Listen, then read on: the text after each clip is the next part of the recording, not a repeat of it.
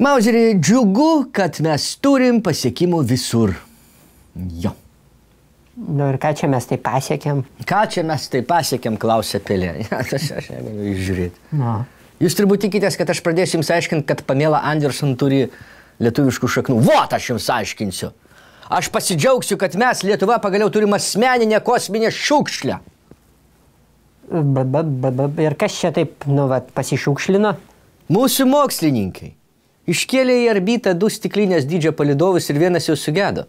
Tai registrų centras turėtų dabar jį pervadinti iš prezidentės balsų kalbančio palydovo į Lietuvos kosminę šiukšlę numeris 1. Tai čia nedidelė bėda. Va praeitą savaitę rusai paleido raketą Proton. Paleido tą, pradėjo skristi, pysti nukrito. Nuostoliai $100 milijonų. Tai yra skirtumas. Protonas nukrito ant kazachų jurtų ir netapo šiukšlę kosminę.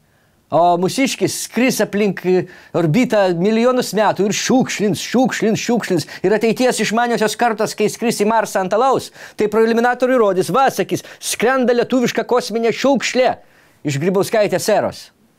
Sakys, išmanus ateities keliautojai. Nu, sustos, paimsi, nuveš į Kazokiškės. Figuškiai tau. Jau būsim prasimušę, kad UNESCO įtrauktų į saugomų objektų sąrašą kartu su Žaliojo tilto skulptoromis. Galėsim keikti, ten rėkauti, ten rodyti pirštais, bet liest negalima.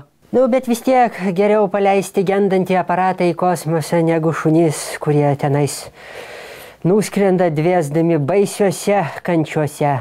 Nesakykit, tie šunės pasmertno gavo geroji Sovietskovo Sojuzą vardus. O dar po kelių metų patriarchas Kirilas pasakys, kad Bielka ir Strelka yra išventintos į šventasias.